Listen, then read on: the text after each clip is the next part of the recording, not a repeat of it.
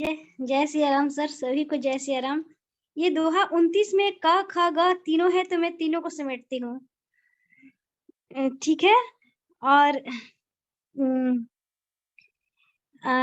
दोहा सबसे पहले तो मैं सबको धन्यवाद देती हूँ कि युवा बैट्समैन को सबसे पहले आगे आने के लिए, और ओम सर को इसके लिए बहुत बहुत धन्यवाद।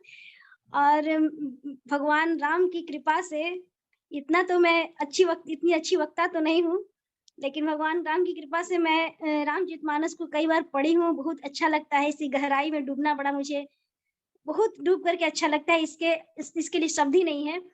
मैं दोहा संख्या 29 से को बालकांड में पसंद किया है मैंने। उस पे मैं आप लोग के सामने उसकी व्याख्या कर रही हूँ, सुनिएगा। देखते हैं भगवान राम कितनी कृपा बरसाते हैं मुझ पर। प्रभु तरु तर कपि डार पर, ते किए आपु समान, तुलसी कहूँ न राम ते साहिब सील निधान। राम निकाई रावरी है सब ही को नीक, जो यह साची है सदा तो नीको तुलसी। एहि विधि निज गुण दोष कही, सब ही बहुरी सिरुनाई। बरनऊ रघुबर बिसद जसु, सुनि कलि कलुष नसाई। यहाँ पर भगवान श्री राम के उस समय का वर्णन है जब भगवान राम जंगल में मैया सीता की खोज में कपि के बंदरों की सहायता लेकर के और जा रहे हैं।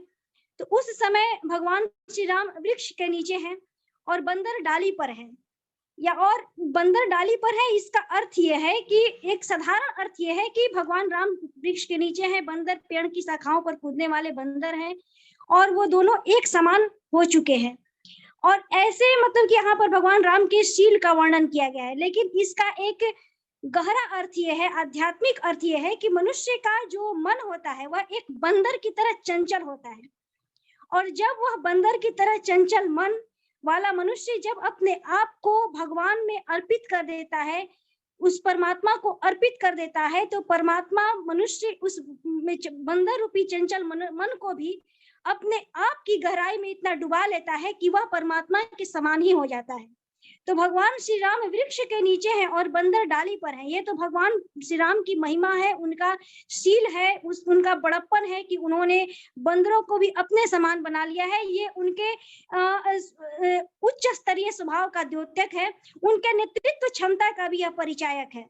इसमें भगवान श्री राम के नेतृत्व क्षमता का भी हम बोध पाते हैं, जहां पर कोई भी व्यक्ति यदि पहल ना करे तो उसके पीछे उसकी सेनाएं नहीं आती। सबसे पहले सेनापति को अपने सेना के अपने आप को खुद को सेना के समान बनाना पड़ता है। तो यहाँ पर भगवान श्री राम के नेतृत्व क्षमता का भी परिचायक है। आज के 21वीं सदी के परिप्रेक्ष्य में यदि हम इसे देखेंगे तो प्रकृति के साथ जीने का भगवान श्री राम एक महान संदेश दे रहे हैं। भगवान श्री राम वृक्ष के नीचे हैं और बंदर डाली पर है। वो भगवान श्री राम समझा रहे हैं कि आज के मनुष्य जो कि तुम महलों में रह रहे हो, यदि आज मनुष्य वृक्ष के नीचे आ जाए, अर्थात प्रकृति का सहयोग कर ले, तो प्रकृति स्वयं सहयोग देने के लिए तैयार हो जाएगी। तो यहाँ पर 3 अर्थ आ रहे हैं। एक सामान्य अर्थ की भगवान श्री राम के शील का वर्णन है, जिसमें भगवान श्री राम वृक्ष के नीचे हैं, बंदर डाली पर हैं, और बंदर डाली पर है तो स्वभावतः है कि बंदरों की पूंछ भगवान श्री राम के चेहरे पर भी पड़ती होगी, इसमें दो राय नहीं है। लेकिन बंदर और भगवान श्री राम वृक्ष के नीचे और बंदर डाली पर, यानी दोनों में समानता हो गई। एक गहरा अर्थ, एक आध्यात्मिक अर्थ यह है कि बंदर जैसे चंचल मन को भगवान श्री राम यदि मनुष्य अपने आप को उस परमात्मा को अर्पित कर दे, तो परमात्मा उस चंचल मन को भी अपने समान बना लेता है।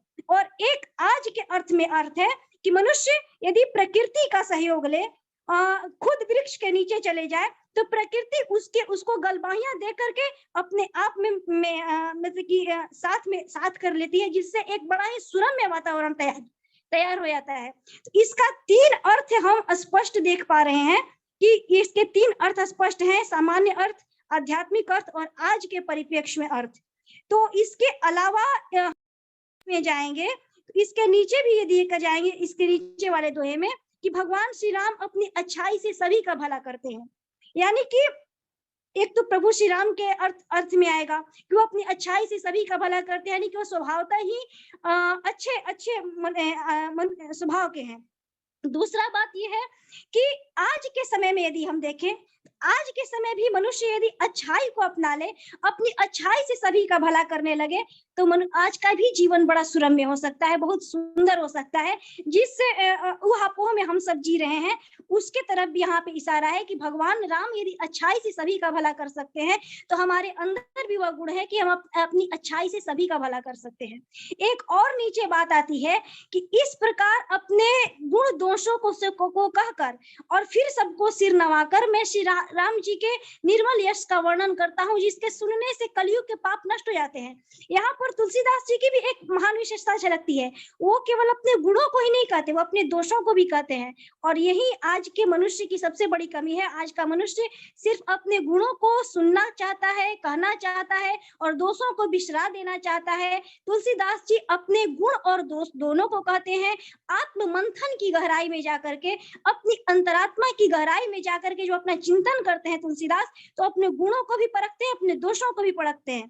तो इस तरह से वो सिखाते हैं कि हमें अपने गुण और दोष दोनों को पकड़ करके, और तब भगवान का यदि हम पूजन करें, वंदन करें, तो वह सार्थक होगा और जिससे आज के कलयुग के जितने भी पाप दिख रहे हैं वह सब नष्ट हो सकते हैं। आज भी यदि मनुष्य अपने गुण और दोषों दोनों का चिंतन करे, तो इन तीनों दोहों में हम तीन स्पष्ट प्रतीक पा रहे हैं। एक तो प्रकृति के साथ, दूसरा एक गहन नेतृत्व क्षमता का परिचायक, तीसरा अपने अच्छाई से सभी का भला करने का बात, और चौथा कि मनुष्य अपने गुण के साथ यदि अपने दोषों को भी देखने लगे, दोषों को भी सबसे कहने लगे, तो शायद हम जितना कष्ट आज इस संसार में झेल रहे हैं, जो कलयुग के पाप हम समक्ष देख रहे हैं अपने आंखों के आगे, वह शायद न रह पाए। तो इस तरह से 29वां जो दोहा है उसके तीनों का ख ग, इन तीनों में 3-4 महान संदेश समाये हुए हैं, जिसे हम